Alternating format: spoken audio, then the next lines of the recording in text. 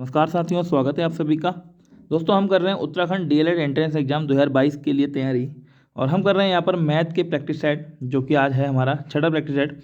यदि आप भी डीएलएड की तैयारी कर रहे हैं तो जुड़िए मेरे साथ, सब्सक्राइब कीजिए चैनल को, वीडियो को लाइक कीजिए, शेयर कीजिए।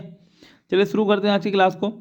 पहला प्रश्न है, यदि a + b = 8, a² - b² = 16 और a - b का आपको यहाँ पर मान निकालना है। तो भाई a + b = 8, मतलब दो संख्याओं को जोड़कर आपका 8 बनना चाहिए, और दो संख्याओं का स्क्वायर करके घटाना है, ऐसे आपका 16 बनना चाहिए। तो भी 8 आप कैसे बना सकते हैं? 7 और 1 8 बना सकते हैं, परंतु 7 का स्क्वायर 49 और 1 का स्क्वायर 1 घटा के आपका 48 आएगा, जो कि नहीं, गलत है, हमारे पास 16 आना चाहिए। दूसरा नंबर लेते हैं, 6 और 2 ले सकते हैं। 6 तो 8 होता है, और 6 का स्क्वायर 36, और अगर 2 का स्क्वायर 4 इसमें से घटाऊँ तो 32 आता है, जबकि हमें 16 लाना है। अगला नंबर है 5 और 3। 5 और 3 से 8 बनता है, और अगर 5 का स्क्वायर करूँ 25, 3 का स्क्वायर करूँ 9, और दोनों को घटाऊँ 25 में से 9 तो 16 बन जाता है, यानी कि 5 और 3 सही बैठ रहा है। तो पूछा है a - b यानी कि 5 - 3, दोनों को घटा दो, कितना आएगा आपके पास उत्तर? 2, जो कि पहला ऑप्शन आपके पास है।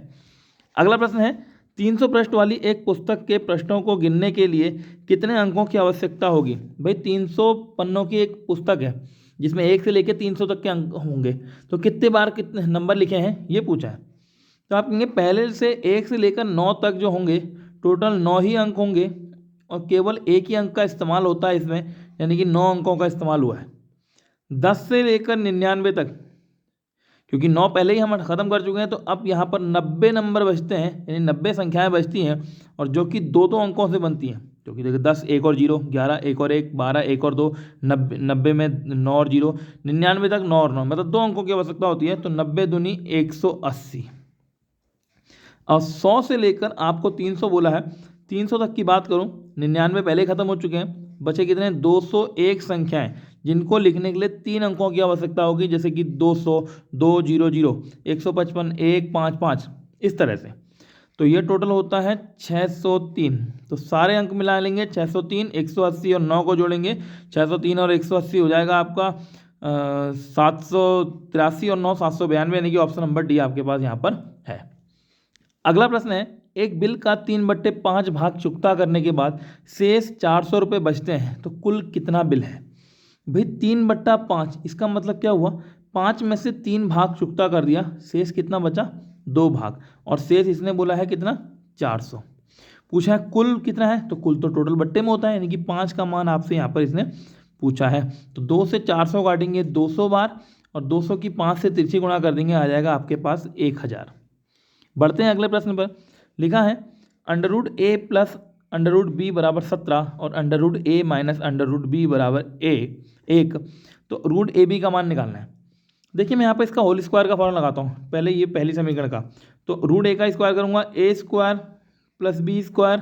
अच्छा, स्क्वायर में यहाँ पर रूट से स्क्वायर हट जाएगा, तो a बचेगा, प्लस b² में b बचेगा, प्लस 2ab, रूट के अंदर ab होगा, बराबर 17 का स्क्वायर 289। ऐसे ही दूसरी समीकरण का स्क्वायर करेंगे, a² + b² - 2ab बराबर 1 का स्क्वायर 1। अब इन दोनों समीकरण को हमें जोड़ या घटा सकते हैं, हमें चाहिए √ab, यानी √ab वाला पोर्शन नहीं काटना है, तो हम इसे घटा लेते हैं, माइनस माइनस ये प्लस हो जाएगा, ये माइनस हो जाएगा, a खत्म b खत्म, 2ab प्लस का 2ab प्लस का, तो 4√ab, और बराबर 289 में से 1 गया 288, और 4 से आप भाग कर देंगे, 4 × 7 = 28, 4 दूनी 8, 72 आपके पास यहाँ पर आ जाएगा। अगला प्रश्न है, √3 - √2 बट्टे में √3 + √2, तो a + 1/a का मान आपको निकालना है। यह आपको आंसर यहाँ पर इसका निकालना है। तो आप क्या करेंगे भाई, 1/a में आप इसके, जब भी कोई चीज़ बट्टे से अंश से हर में, अंश से और हर से अंश में जा रही है, हम उसके चिन्ह बदल सकते हैं। यानी a का मान तो √3 - √2 वाला है, तो 1/a का मान आपके पास क्या हो सकता है? √3 + √2, क्योंकि सारे नंबर सेम है, इसलिए हम ऐसा कर सकते हैं, √3 - √2, ये हो जाएगा। अब इस नंबर को हमें जोड़ना है। जोड़ने पे आप देखिए, 1 के बट्टे में √3 + 2, 1 के बट्टे में √3 - 2, तो एलसीएम हो जाएगा √3 + 2 और √3 - 2, √3 + 2, और दूसरी ब्रैकेट में √3 - √2, और तिरछी गुणा हो जाएगी √3 - 2 की √3 - 2 से, √3 + 2 की √3 + 2 से आपकी गुणा हो जाएगी। तो यहाँ पर आ जाएगा √3 माइनस √2 का होल स्क्वायर प्लस √3 प्लस √2 का होल स्क्वायर। अब आप कहेंगे नीचे a plus b a minus b है, यानी a square minus b square का फॉर्मूला लग सकता है। तो 3 का √3 का स्क्वायर 3 और माइनस √2 का स्क्वायर 2, 3 में 2 गया 1, बट्टे में 1 बचा है जिसकी हमें आवश्यकता नहीं पड़ती है।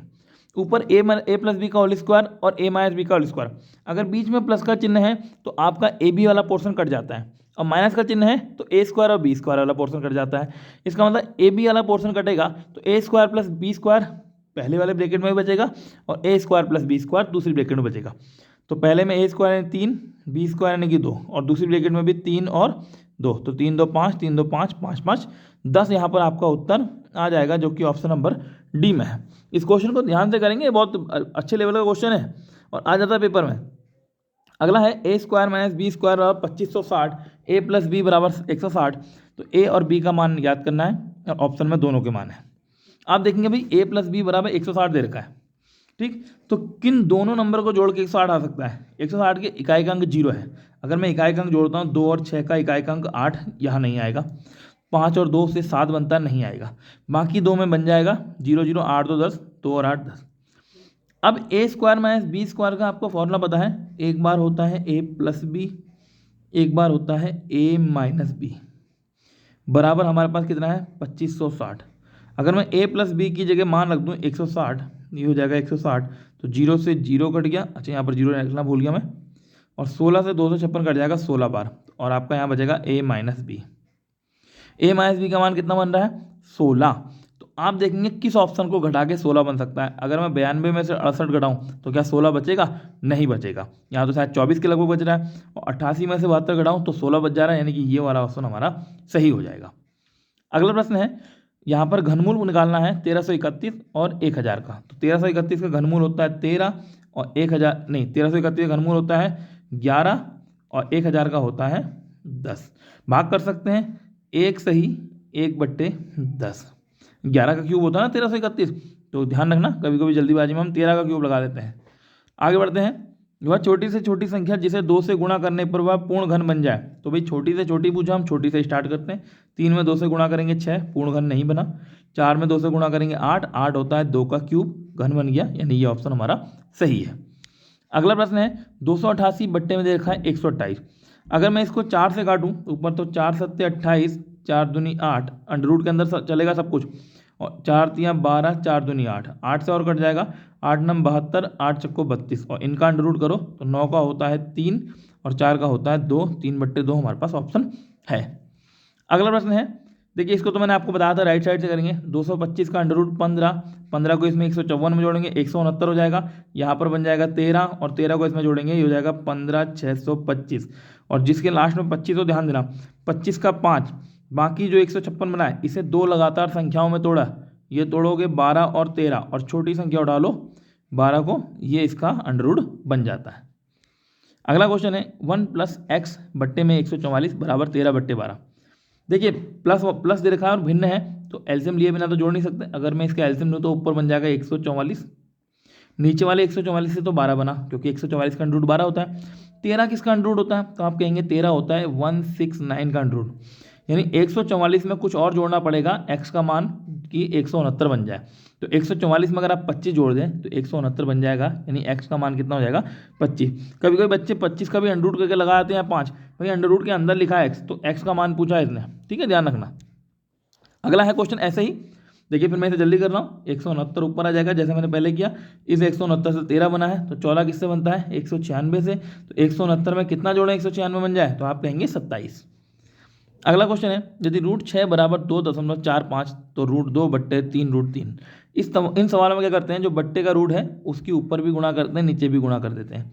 इससे क्या होता है, ऊपर की गुणा हो जाएगी 2√3 की, √6 हो जाएगा, और नीचे √3 3 और 1 3 पहले से है, 3 3 9, यानी 9 से भाग करना है √6 को।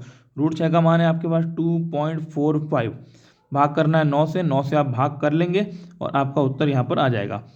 चलिए मैं यहाँ पर एक चीज़ करता हूँ, मुझे लग रहा है बार वाला ऑप्शन भी है, तो कहीं बार ना हो, मैं कर देता हूँ। 2 में भाग जाएगा नहीं, पॉइंट लगाएंगे 24, 9 दूनी 18 बचेगा 6 65, 9 सत्ते 63 बचेगा 2, जीरो लगाएंगे 20, 9 दूनी 18, 9 दूनी 18, 2 बार बार आ रहा है तो आप ये इसी पहले वाले 2 के ऊपर बार लगा देंगे और बाकी सब हटा देंगे तो ये देखिए ये वाला ऑप्शन आ जाएगा। जबकि 272 यहाँ भी था, परंतु हमारा सही कौन सा है 272 वाला, जिसमें 2 के ऊपर बार है, क्योंकि 2 बार बार आ रहा है।